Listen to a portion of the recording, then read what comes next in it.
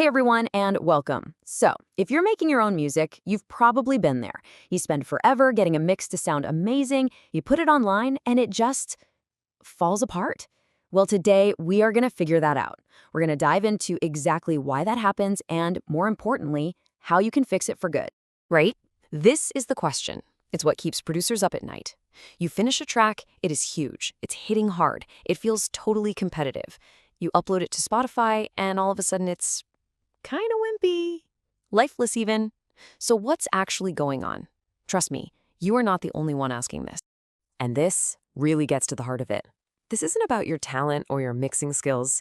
It is a technical trap that is just so easy to fall into. But the good news? It's surprisingly easy to get out of once you know the secret. Okay, so here's the cycle. You get the mix sounding perfect, but then you get that little panic, right? That feeling that it needs to be loud enough to sound professional. So you push the limiter maybe a little too hard. And when that track hits Spotify or Apple Music, all the life just gets sucked right out of it. It ends up sounding smaller, not bigger. Now, to really get why this is happening, we've got to take a quick look back. Back in the CD era, the thinking was simple. Louder is better, period. And this kicked off what everyone calls the loudness war. Everybody was just crushing their music to be the absolute loudest thing on the CD. But here's the kicker. That war is over. The streaming platforms ended it, and a lot of us just never got the memo. So here's how the whole game changed. All the big streaming services quietly started using something called loudness normalization. You can think of it like an automatic sound guy standing at the entrance. If your song shows up blasting loud, he turns it down. If it's a little too quiet, he turns it up. The idea is to make everything a consistent volume for the listener. But for us producers, this has huge consequences. Okay, pay attention, because this is the most important part of this whole thing. When a platform like Spotify takes your super loud track and turns it down, it does not put back the dynamics you killed to make it loud. All that punch, all that breathing room you flattened with a limiter, it stays flat. Your song just becomes a quiet, squashed version of what it was.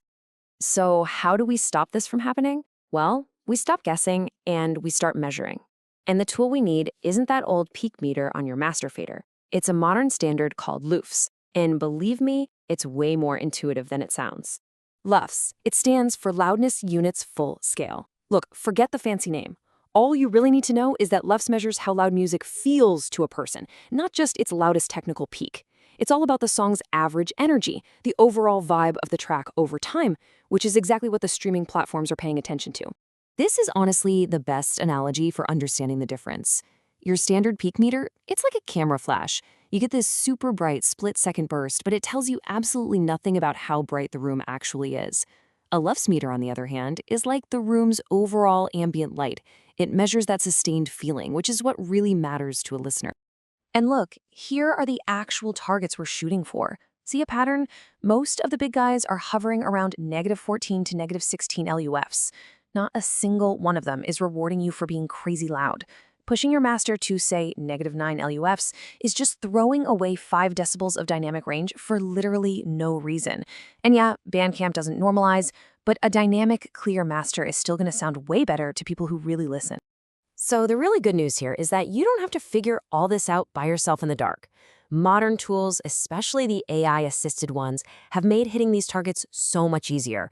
And look, this isn't about letting a robot finish your art. It's about using smart technology to protect your creative vision. Let's just be super clear about one thing. An AI mastering tool is not going to save a bad mix. It's not magic. But what it will do, and what's so valuable, is it will stop you from accidentally ruining a good mix in that very last stage. Think of it like a safety net, providing guardrails that stop you from overcompressing and make sure your track sounds great everywhere. And you've got options here, which is great. You can totally go with a full AI master for something fast and reliable. You could use a hybrid approach. Let the AI get you 90% of the way there, and then you add your own final touches. Or you can go fully manual, just using a LUFS meter to guide you. Any of these intentional approaches is going to work. The only one that's guaranteed to fail is just guessing. So all of this leads us to a pretty big shift in how we need to think. For so long, we've been told that to be competitive, our music had to be loud.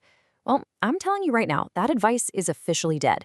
It's time we redefine what being competitive actually means today. This right here is the single most important thing to take away from all this. The new competitive edge It isn't volume, it's clarity, it's punch, it's having real emotion in your track.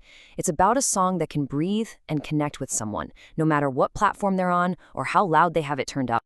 You know, when you stop chasing loudness and start mastering for dynamics, you get so much in return. Your drums suddenly have real impact again. Those quiet, intimate verses actually feel intimate.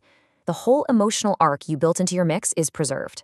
And maybe most importantly, people can listen to your song without feeling tired. They stay engaged. And that brings us right here to the number one. As an independent artist, that's it. That's how many chances you get to upload your master and make that first impression. Mastering with intention, with purpose, that's how you make sure that one shot is the absolute best it can be. So, as you're putting the finishing touches on your next song, the choice is really up to you. You can keep playing the old guessing game, cranking that limiter and just, hoping for the best. Or you can make an intentional choice. A choice to master for clarity, to protect your dynamics, and to give your music to the world exactly the way you meant for it to be heard.